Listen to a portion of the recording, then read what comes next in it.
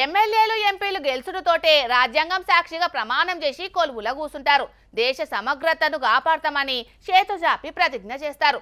రాగద్వేషాలు లేకుండా పనిచేస్తామని, సర్కారు ఫలాలు అందరికీ అందేటట్టు కృషి చేస్తామని, పదవిని సొంత పనులకు వాడుకోమని ప్రమాణం చేస్తారు. కానీ గీడ కొందరు ప్రజాప్రతినిధులు బరాబర్ లంచాలు వసూలు చేస్తామని చేతుజాపి ప్రమాణాలు చేస్తున్నారు. మరి వాళ్ళ ముచ్చటేందో పురాగాడ్చుకుందాం పండ్రోలా. जो भी निगम की आमदनी होगी वो साठों में बटेने की बराबर से बटेगी। और हम जितने लोग हैं, हमारे जो ग्रुप के लोग हैं, और इन पे अगर जो किसी पे आंच आती है तो सब इकट्ठे होंगे हमेशा हमेशा। హాగో ఒక్క ముచ్చట సుతం సమజైతే లేదని పరేషాన్ కాకుండ్రి. ఈ అన్నలందరూ ఏసీ రూమ్ లో నిల్చొని గంగా నీళ్లు చేతిలో పట్టుకొని దేనికోసం శపథం చేస్తున్నారంటే అవినీతి సొమ్ముతోటి సభ్యుల నడుమ తేడాలు రావద్దని ఏకాభిప్రాయానికి ఒక్క తీరుగా తనలాడుతున్నారు గీ లీడర్లు. ఉత్తరప్రదేశ్ రాష్ట్రం షాజహాన్పూర్ మున్సిపాలిటీని ఏలుతున్న కౌన్సిలర్లటోల్లా గీలంతా.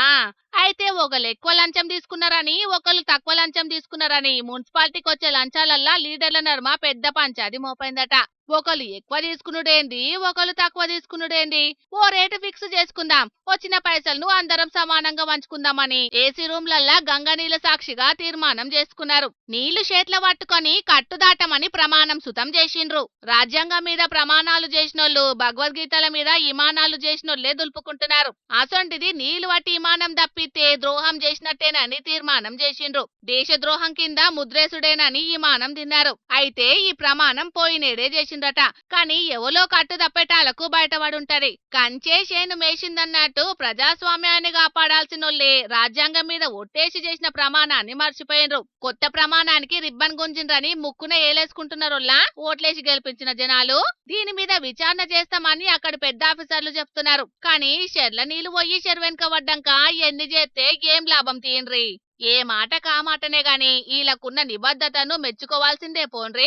చేతికున్న 5 ఏళ్లే సక్కగుండై. అసొంటిది వచ్చే లంచాలకు 60 మంది సభ్యులు ఏకతాటి మీదకొచ్చిండ్రంటే తారీఫ్ చేయాల్సిందే పోన్రి. 100 గొడ్లను తిన్న రాబందు గాలివానకు చచ్చినట్టు దొంగ పని ఎన్ని రోజులు సాగుతుంది చెప్పుండ్రి.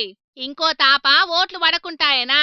ఈ అవినీతి కౌన్సిలర్లను కటకటాల పాలు చేసి ఐసీయూలో పడ్డ ప్రజాస్వామ్యాన్ని కాపాడాలని అనబట్టిండ్రు ఈ ముచ్చట చూసిన కామన్ జనాలు.